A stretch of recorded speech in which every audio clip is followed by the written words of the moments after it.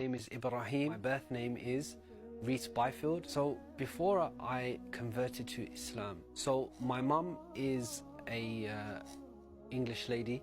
She comes from a Christian background. She believes in something, but she's not a member of an organized religion. As for my father, he comes from a Punjabi background. He comes from a Sikh Punjabi background. So my kind of background was a sort of very much a liberalism focused household. So just with that background, and when I was about 15, I started looking into religions, but in a nutshell, I always had a general sense of God, but wasn't a member of a religion. So what kind of led me towards Islam was my search for different religions. I'll look into kind of the oldest religions. I'll look into,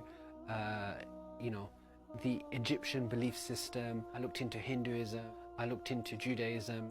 Islam was the last thing to be looked at. I kind of come from a background that was quite hostile towards Islam. It was a very Islamophobic background.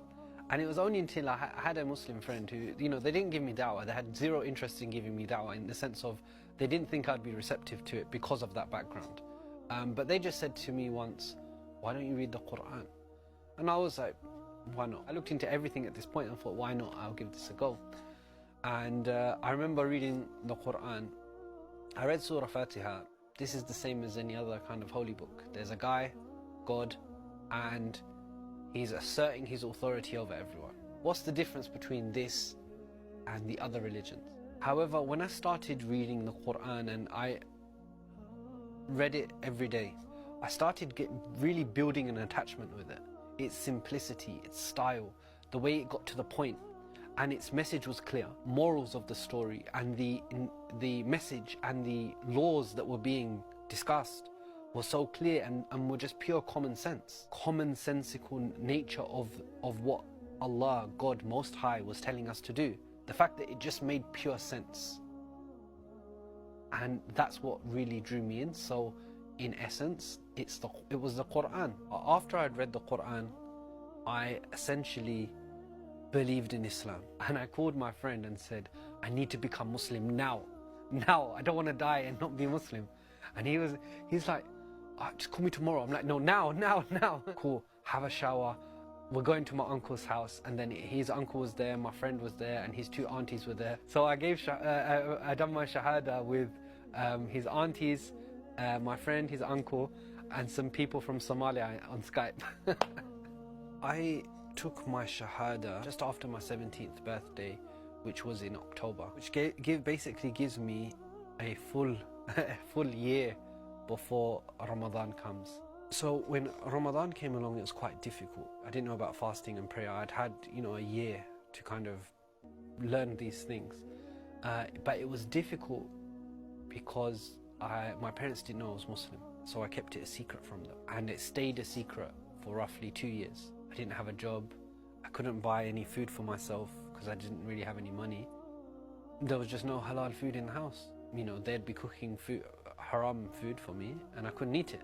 It wasn't so difficult in terms of prayer because I used to be out all the time anyway, so I just went to the mosque and stayed there until Isha and came home. But the food was a problem. So I didn't know what to do.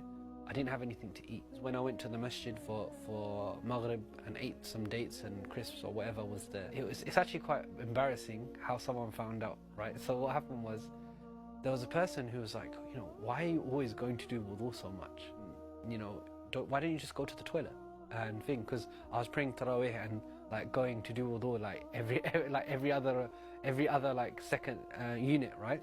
I'm basically, and obviously this brother's really pressing me, so I'm basically, I can't go to the toilet because I'm not eating, and I don't have anything to go toilet with. I don't have any halal food. And this brother who was involved in the masjid, he owned a restaurant. He was like, come to the masjid to eat. I started eating there every now and then, and naturally Ramadan is an incredibly lonely time for converts because they don't have anyone around them. My advice for a new Muslim coming to Ramadan would be, obviously there is an obligation on people to support you. You have to get out there. It's your job as well to connect with people. So connect with people, discuss things, see if there's any friends that you have that are Muslim, connect with them, pace yourself. It's a long journey to build yourself up, to build your iman up, and also to cleanse yourself of past habits and behaviors. The additional things that are taking place in Ramadan: focus on your fast, focus on developing a relationship with Allah, fasting and dua.